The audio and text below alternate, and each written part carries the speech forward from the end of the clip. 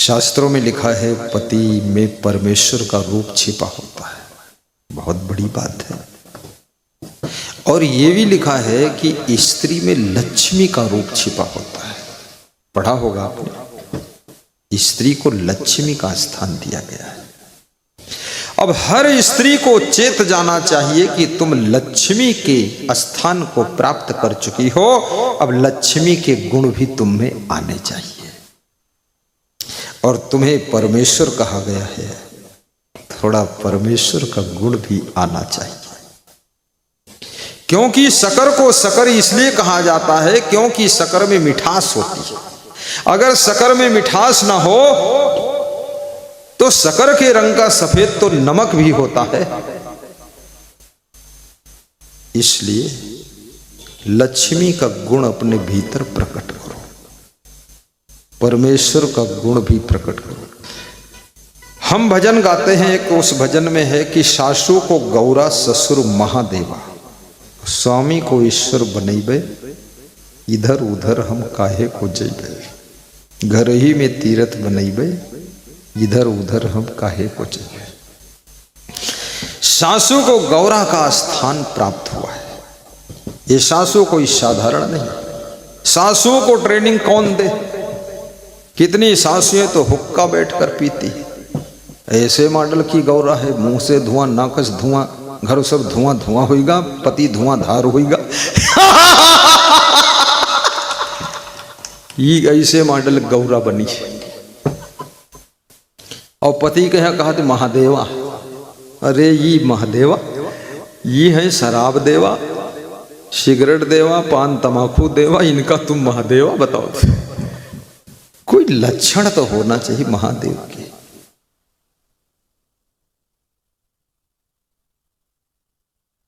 जब समुद्र मंथन हुआ,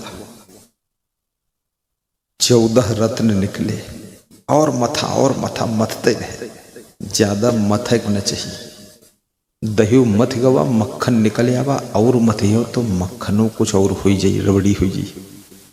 तो समुद्र मथब बंद ही नहीं करें तो फिर आखिरी में जहर निकला। घर में भी बातचीत लिमिट भर करो, ज्यादा जो बात करियो बात बात बात बात में यहाँ फिर मुक्का लात शुरू हुई जाए, जहरू ही निकली लास्ट। इसलिए ढ्यार बोलो ना, चाहे बूढ़ हो आप, चाहे जवान है, चाहे स्त्री है, चाहे पुरुष है, ज्यादा किचकिच किचकिच करी हो तो मार पीट नंबर शुरू हुई। बोलना कम, शांत रहो। क्या तुम हल्ला मचा के किसी को समझा सकते हो? नहीं। जो समझना चाहते हैं वो बिना बोले भी समझ जाएंगे, और जो समझना नहीं चाहते हैं कितना चिल्लाओ समझेंगे नहीं, मारपीट हो जाएगी। अपनी पत्नी को सबसे कम समझाना चाहिए। आज फार्मूला ले लो 5-6 हमसे तो। और पति को बहुत कम डांटना चाहिए। ज्यादा पति को डांटोगी, कमंडल लेकर हरिद्वारम गंगा किनारे बैठी जाएगी। ये तो भागना चाहते है, भगैया हाई है, हैरान बहुत हुई को बहाना पाई जाए कि हमका डांटे नहीं तो भाग जाए कमंडल लेके। इसलिए डांटे ना, इसको घर हम समझा के रखो। और जो भी थोड़ा बहुत काम करे, पुचकार पुचकोरी काम ले लो, नहीं ढूंढे ना मिली। बहुत कठिन है। इंजेक्शन हल्को ही लगाए हो, बहुत नहीं। और कभी तुम्हारी माँ भोजन बनावे तो अपनी पत्नी के सामने अपनी माँ की प्रशंसा मत करना। ये फार्मूला याद रखना, अन्यथा रिएक्शन हो जाएगा। खतरा हो भी सकता है, नहीं भी हो सकता। और अपनी बहन की प्रशंसा अपनी पत्नी के सामने मत करना।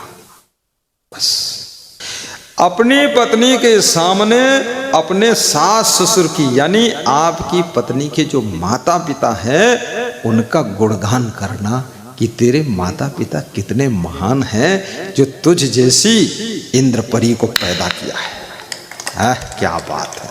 बस इस बात से वो खुश हो जाएगी। हर नारी अपने माता पिता का गुणगान सुनना चाहती है।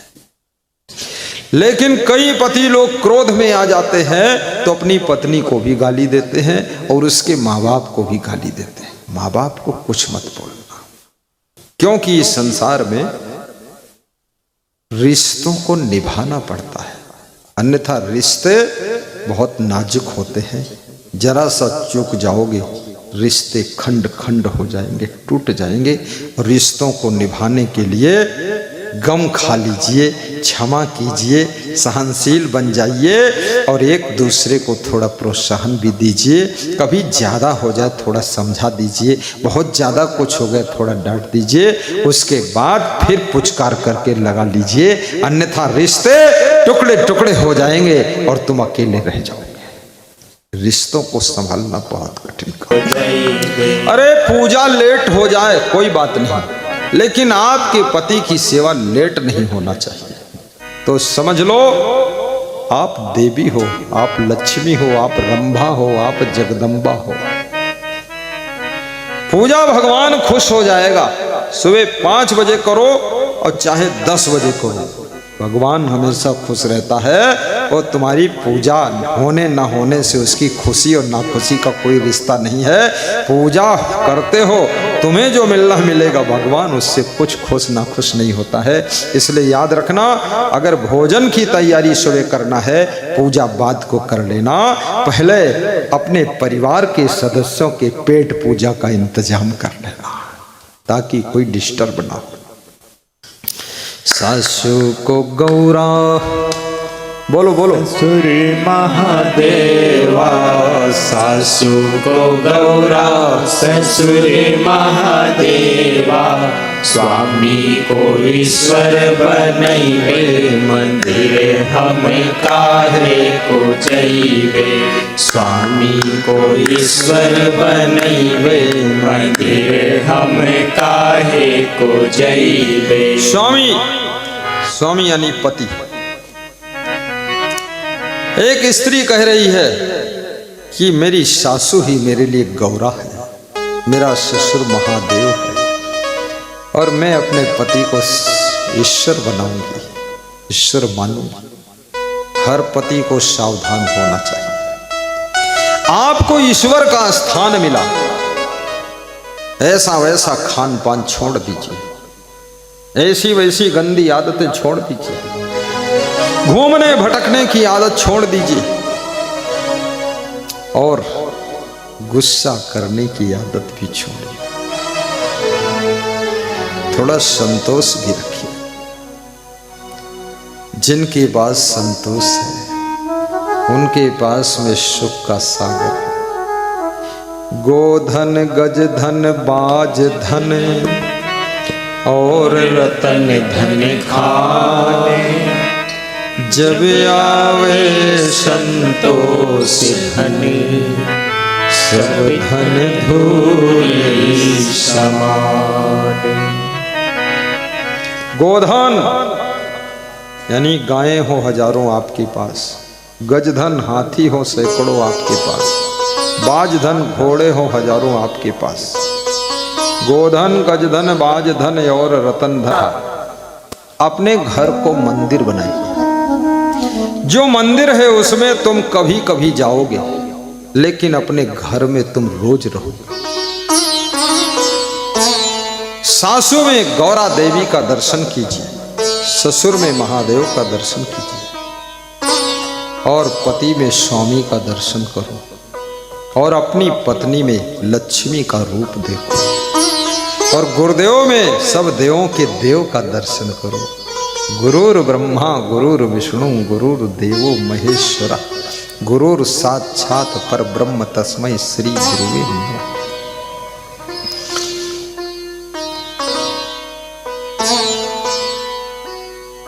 आइए कहीं कबीर सब अवगुण तज कै, कहीं कबीर सब अवगुण तज के, जीवन सफल बनैबे मंदिर हम काहे को जइबे। जीवन सफल बनैबे मंदिर हम काहे को जइबे। कबीर कहते हैं अवगुण त्याग करेंगे। अवगुण देखिए, गुण और अवगुण, गुण ग्रहण करना चाहिए और अवगुण त्याग करना चाहिए। गुण स्वीकार करना चाहिए और अवगुण का बहिष्कार करना चाहिए।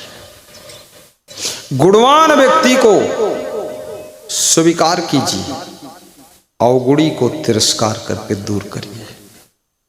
क्योंकि याद रखना, एकेन अपि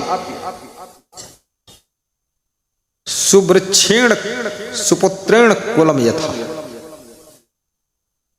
एक पेड़ फूलों से लदा हो छोटे से जंगल में, और मंद मंद हवा चल रही हो और फूलों से खुशबू बह रही हो। एक पेड़ सुगंधित फूलों से लदा हुआ है। पुष्पतेन सुगंधिना वासितम स्यादवनम सुपत्रेण कुलम यथा। जैसे एक फूलों से सुगंधी से लदा हुआ वृक्ष मंद मंद हवाओं के चलने से पूरे जंगल को सुगंधित कर देता है, ऐसे कुल में, परिवार में, कुटुंब में एक अगर संस्कारी आत्मा जन्म ले लेता है तो पूरे परिवार कुटुंब को धन्य कर देता है। बोलिए सद्गुरु भगवान की जय हो। एकोपि गुणवान पुत्रो निर्गुणैश्च सतैवरः एकश्चंद्रस्तमो हन्ति नच तारा सहस्रशः। करोड़ों अरबों तारा गण पृथ्वी के अंधकार को दूर नहीं कर पाते हैं, परंतु एक चंद्रमा जब उदित होती है तो धरती पर प्रकाश हो जाता है, शीतल रोशनी हो जाती है। ऐसे याद रखना, सैकड़ों अवगुणी पुत्र बेकार हैं, एक गुणवान पुत्र पैदा हो जाए तो वो पुत्र आपके कुल परिवार के दुख के अंधकार को दूर कर देता है और सबको सुख का प्रकाश दे देता है। इसलिए गुरु से यही मांगो, जो पुत्र हो संस्कारी आत्मा ही हमारे घर में आए।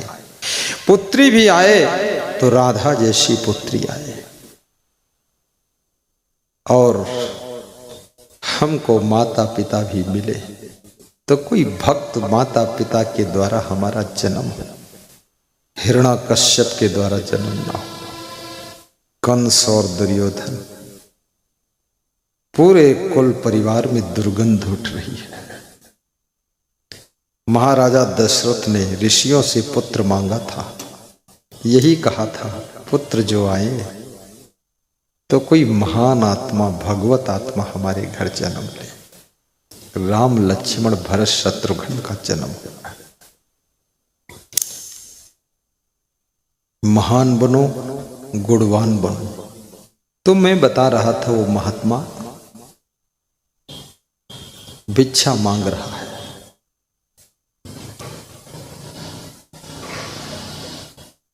पूरे गांव में चक्कर काटता है, कोई भिक्षा नहीं देता है।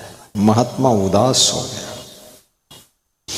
उदास होकर के महात्मा गांव से बाहर निकल रहा है। गांव के लास्ट छोर में एक छोटा सा घर है। उस घर में उसने सोचा यहां भी मांग कर देखूं कुछ मिलेगा कि नहीं मिलेगा। तो वहां मांगा तो वो गरीब आदमी था, उसके घर में और तो कुछ था नहीं। आंगन में एक अमरूद का पेड़ लगा था, उस अमरूद के पेड़ से 2 अमरूद तोड़ कर दे दिया और कहा बाबा महात्मा जी खा लेना, भोजन तो नहीं है, मैं गरीब आदमी हूँ, लेकिन मेरे द्वार से कोई अतिथि विमुख होकर ना जाए, ये मेरे गुरु ने सिखाया है, ले जाओ। 2 अमरूद दिया। तो महात्मा ने कहा कि तुम्हारे आंगन में अमरूद का पेड़ है, इसमें सब अमरूद ही अमरूद लगे हुए हैं, ये अमरूद लगे कैसे हैं? ये आश्चर्य है कि तुम्हारे घर में कोई बच्चे नहीं है, संतान नहीं है क्या? क्योंकि बच्चे होते तो अमरूद जरूर तोड़ डालते, बचते ही नहीं। बच्चे तो अमरूद को बचपन में ही तोड़ देते हैं। बोले बच्चे कोई नहीं महाराज जी, हम बस पति पत्नी दो ही मूर्ति हैं। तो महात्मा ने कहा मैं एक अमरूद ले लेता हूं, ये दूसरा अमरूद तुम पति पत्नी खा लेना। महात्मा एक अमरूद लेकर चला गया। प्रवणशील महात्मा था, घूमते घूमते दूसरे गांव तीसरे गांव, जिला से दूसरा जिला, ये सब चक्कर काटता रहा। इधर वह पति पत्नी आधा आधा अमरूद खा लेते और 9 महीने के बाद उनको एक सुंदर पुत्र का जन्म मिलता है। अब वो इंतजार करते हैं कि वो महात्मा आ जाता तो धन्यवाद देते, अब उसकी सेवा भी कुछ करते। ये तो हमारे भाग्योदय हो गए, वंश चलाने वाला कोई नहीं था। अमरूद तो खूब खाया, लेकिन मेरे ही घर का अमरूद, मेरे ही आंगन का अमरूद मैंने ही तोड़ा और महात्मा को दिया। और महात्मा ने छू लिया और छू करके अपने हाथ से हमको दे दिया। उसमें एक पुत्र रत्न मिल गया। महात्मा नहीं, वो कोई परमात्मा का रूप लेकर ही आया था, हम उसको समझ नहीं पाए, चला गया महात्मा। महात्मा तो लौट कर कभी नहीं आया। इस संसार में न जाने किस भेष में बाबा मिल जाए भगवान। कभी कभी आपके दादाजी के रूप में भगवान का दर्शन होता है, कभी सास ससुर के रूप में भगवान का दर्शन होता है, कभी कभी याद रखना मां के रूप में भगवान मिलते हैं, कभी अतिथि मेहमान के रूप में भगवान आते हैं। लेकिन हम लोग उनको पहचान नहीं पाते हैं, उनके साथ में हमेशा कठोर व्यवहार करते हैं, इसलिए आशीर्वाद नहीं मिलता है। याद रखना, कोई आपके द्वार पर भूखा आ जाए तो कुछ उसको दे देना। हो सकता है तुम तो कुछ दोगे, एक अमरूद दोगे, वो तुमको बहुत कुछ देकर चला जाएगा, आशीर्वाद दे जाएगा।